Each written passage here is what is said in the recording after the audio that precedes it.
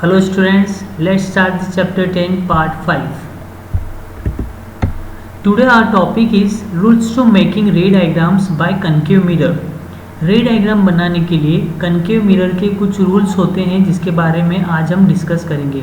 There are 4 types of rules, लेकिन उन rules के बारे में डिस्कस करने से पहले हम कुछ बेसिक कॉन्सेप्ट के बारे में बात कर लेते हैं. जैसे ये आपको दिख रहा है, ये क्या है, हमारा कॉन्केव मिरर है. इसका जो सेंटर पॉइंट होता है उसको हम कहते हैं पोल, जिसको हम P से रिप्रेजेंट करते हैं. ये ब्लैक लाइन जो आपको दिख रही है ये है हमारी प्रिंसिपल एक्सिस. इस पूरे स्फेयर का जो सेंटर पॉइंट होता है उसको हम कहते हैं सेंटर ऑफ कर्वेचर, जिसको हम कैपिटल C से डिनोट करते हैं. सेंटर ऑफ कर्वेचर और पोल के बीच का जो पॉइंट होता है उसको हम कहते हैं फोकल पॉइंट, जिसको हम कैपिटल F से डिनोट करते हैं. चलिए अब हम फर्स्ट केस को डिस्कस करते हैं. A ray parallel to the principal axis will pass through the principal focus after reflection. कोई भी रे प्रिंसिपल एक्सिस के पैरेलल आएगी, वो रिफ्लेक्ट होने के बाद फोकस पर होते हुए ही जाएगी.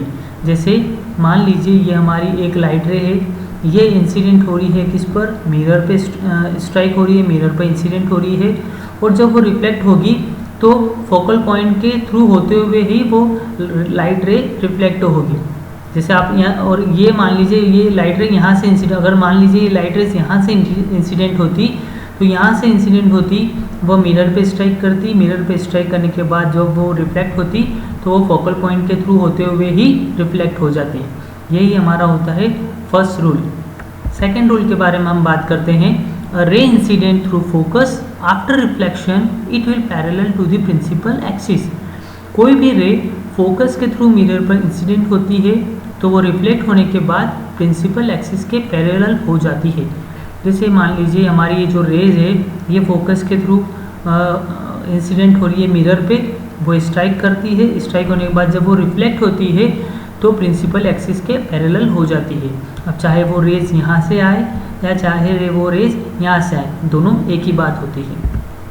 थर्ड केस में अगर हम बात करें, अ रे pass through the centre of curvature is reflected back on the same path.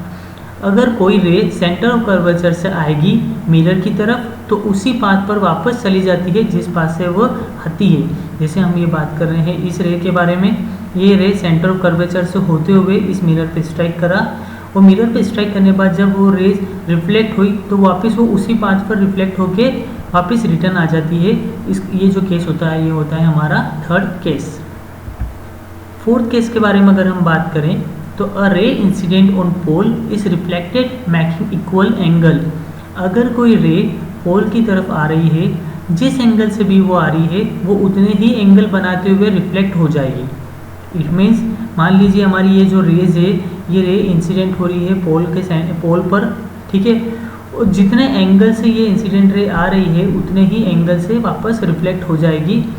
ये हमारी जो होती है लाइट रेज, मान लीजिए यहाँ पे जितना एंगल बना रहा है तो वो हमारा होगा I, और उतने ही एंगल से वापस रिफ्लेक्ट हो गई तो वो हमारा एंगल हो गया R. जैसे हमने लॉ ऑफ रिफ्लेक्शन हमेशा पढ़ते हुए आए हैं कि angle of incidence is equal to the angle of reflection, मतलब जितने एंगल से वो आ रही है उतने एंगल से रिफ्लेक्ट भी हो जाएगी. ये हमारा था रूल नंबर 4. Thank you.